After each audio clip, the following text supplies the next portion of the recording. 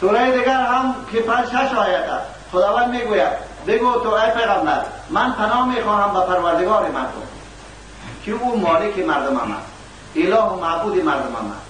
پناه میخواهم از بدی وسوسه افکننده در دلها.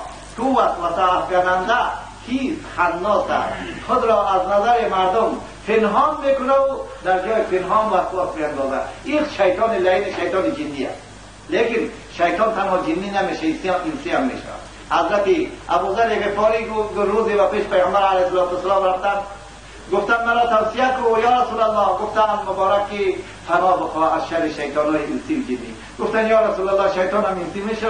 گفتن بله شیطان انسی بدتر از شیطان جنی.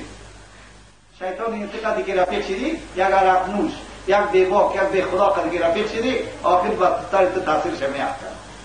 خداوند میگوید بگو تو پناه میخواهم به پروردگار مردم، پناه میخواهم به مالک مردم، پناه میخواهم به اله و معبود مردم از شر وسوسه افکننده که او خناس و خود پنهان کننده است.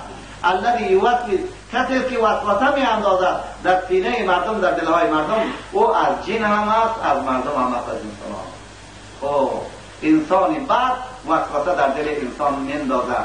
بیا که انسان باید با رفیق نیک، با همسایه نیک، با همراه نیک کنه. خانه از حیث خانه بودن یک قیمت داره، از حیث همسایه 2 برابر قیمت داره یا هیچ قیمت نداره. اگر خانه خوب، همسایه خوب باشه، او خانه قیمت داره. در همسایه‌اش مسجد و عبادت خانه خوب باشه، او خوب خانه. وقتی خانه‌ای که از مسجد دور باشه، همسایه نادرست و ناپاک داشته باشه، او بدخانه. دیگر به هیچ چیز فال بد گرفتن درست نیست. پیغمبر علیه السلام گفتن اگر فال بد بگیریم 3 چیز هست که از اون انسان فال بد بگیره. یکی خانه، یکی زن، یکی شم هست. همین 3 چیز فال بد، گرچه فال بد از این چیز درست نیست. گفتن همین 3 چیز احتیاط کنیم که زن مسلمان شه بگیریم، خانه را به نزدیک مسجد شه بگیریم، تو وقتی تر و فراختر باشه، و اسبی را بگیره که نشانه های خاصی را خود مبارک گفتن که دارای این نشانه باشه.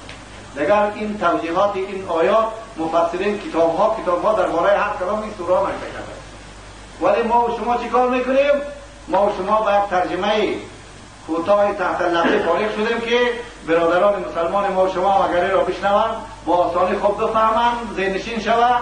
از بارگاه خداوند میخواهیم عبادت کنیم و اشارگی خدایا با حرمت این قرآن که وسیله هدایتی همه عالم بشری جنس و جن، خدایا دلهای ما را پاک بسازید. خدایا ما را گرویده شریعت پیغمبرت بگردان.